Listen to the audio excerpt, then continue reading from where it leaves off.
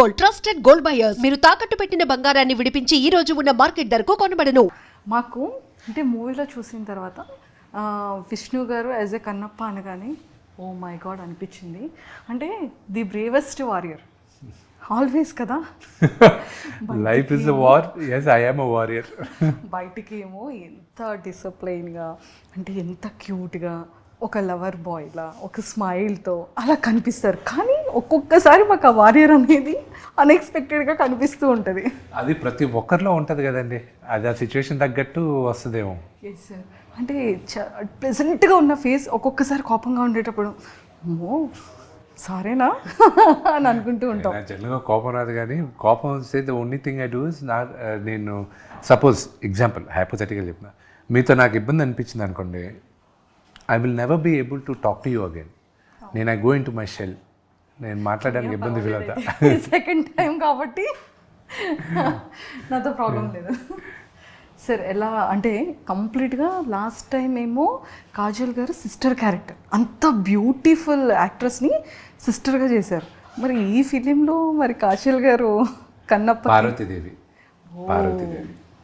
అసలు ఒక మంచి బ్యూటిఫుల్ క్యారెక్టర్. ఓ ఎక్స్ట్రాడినరీ. తను కూడా అద్భుతంగా ఉంది చూడడానికి. నాకు ఎడిటింగ్ రూమ్లో కూడా చూసినప్పుడు కూడా నేను మెసేజ్లు పెట్టేవాడిని, థ్యాంక్ యూ సో మచ్ నువ్వు ఈ క్యారెక్టర్ యాక్సెప్ట్ చేసిన దానికి. పార్వతీదేవిలాగా నాకు నేను అనుకున్న పార్వతీదేవిలాగా ఉన్నాను అది నేను చెప్పాను. సో మీరు ఎలా డిజైన్ చేసుకున్నారు? అంటే లైక్ స్టోరీ మీకు నరేట్ చేసి నాకు శివుడు పార్వతి వరకు ఎలాగ అనుకున్నానంటే, మా అమ్మ నాన్న నేను చిన్నప్పుడు వాళ్ళు 30s ఉన్నారు. వాళ్ళు అలా చిలిపిగా మాట్లాడుకొని ఎలా వాళ్ళు బ్యాంటర్ చేసుకుంటూ వాళ్ళిద్దరి మధ్యన కాన్వర్జేషన్ ఎలా ఉందో అలాగే ఉండాలి శివుడు పార్వతీల మధ్యన అనేది నేను అనుకున్నాను.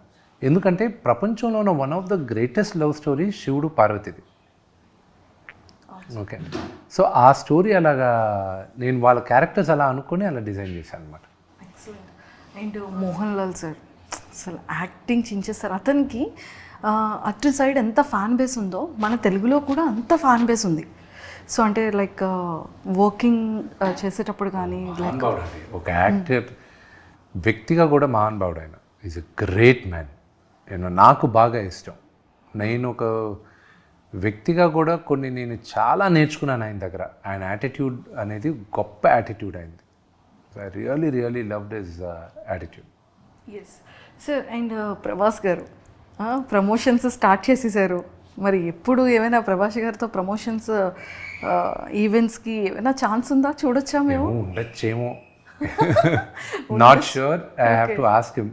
ఓకే సో అంటే అంత బిజీగా ఉంటారు. అంటే ప్రతి ఒక్క యాక్టర్ వాళ్ళకి షూటింగ్ అప్పుడు నాకు ఎవరిది ప్రాబ్లం అవ్వలే. అందరు డేట్లు దొరికే, అన్నీ ప్రమోషన్స్కి అందరు డేట్లు దొరికేది బాగా ఇబ్బందిగా ఉంది నాకు. అందరినీ మళ్ళీ తీసుకొచ్చి మళ్ళీ ఇచ్చేయడానికి ఇట్ ఈస్ హర్క్యులియన్ టాస్క్. నాకు ఏదన్నా బాగా టఫ్గా అనిపిస్తుంది ఇప్పుడు ఏంటంటే this is the thing, promotions. Sir అంటే ఇన్ని ఇయర్స్ ఫిలిం కెరియర్లో అంటే ప్రతి ఒక్క ఫిలింకి మన మూవీ స్టార్ట్ చేసేటప్పుడు చాలా బాగుంటుంది. అండ్ ప్రొడక్షన్, ప్రీ ప్రొడక్షన్ అంతా బాగుంటుంది. ఆఫ్టర్ ప్రమోషన్స్కి వచ్చేసేటప్పటికి ఎందుకు సార్ సెలబ్రిటీస్ అందరూ బిజీ అయిపోతుంటారు? అంటే ఇట్ డిపెండ్స్ టు కేస్. అందరూ బిజీ పీపులే. కొంతమంది ప్రమోషన్ చేయడానికి ఇష్టపడతారు, కొంతమంది నామోషి ఫీల్ అవుతారు, కొంతమంది మాత్రం వాళ్ళని క్షమించకూడదు. ఏం చేస్తామని అని అంటారు. That is very wrong. This is your baby. ఈ బేబీని ప్రపంచానికి తీసుకురావాలి. బట్ ఇంకోటి చెప్తాను, ద వే ఈ సోషల్ మీడియాలో మీరంటే ఐఎమ్ జనరలీ కలోకియల్గా చెప్తున్నాను, ద వే మీరందరూ ఈక తీస్తున్నారు చూడండి, అలాగ ఆఖరికి ఏమైపోద్దంటే నో యాక్టర్, నటీనటులు వచ్చి అసలు ఇంటర్వ్యూస్ అనేది మానేస్తారు ఇన్ ద నియర్ ఫ్యూచర్. మా ఇంటర్నల్గా జరిగే డిస్కషన్స్ ఉన్నా, చేయకపోవడం బెటర్, వీళ్ళందరికీ ఎందుకు చేసేది, ఏదో కంటెంట్ సోషల్ మీడియాలో పోస్ట్ చేసాం చాలా, ఎందుకు వీళ్ళు పెట్టి ఇబ్బంది కలిగేది, ఏదో ఒకటి మనం మాట్లాడితే దాన్ని వేరే విధంగా వీళ్ళు మాట్లాడేది, ఎందుకు వచ్చిన గొడవ. ఎందుకంటే ఇప్పుడు చాలా సెన్సిటివ్ అయిపోయింది అన్నీ, అండ్ దానివల్ల భయపడతారు కూడా. సార్ ఇది అంటే చాలా వరకు ఇది ఛానల్స్లో ప్రాబ్లం అవుతుంది.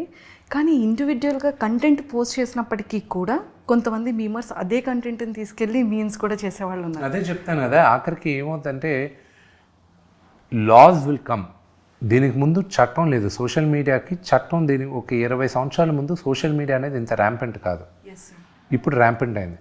నెక్స్ట్ 5 to 10 yearsలో చాలా లాస్ వస్తాయి. ఏ వచ్చేసింది కదా సార్.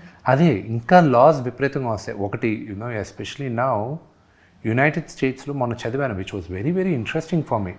ఇది గుర్తుపెట్టుకోండి, స్టూడెంట్స్ ఎవరైనా అక్కడ వీసాలు అప్లై చేయాలంటే వాళ్ళ సోషల్ మీడియాని స్కాన్ చేస్తారంట.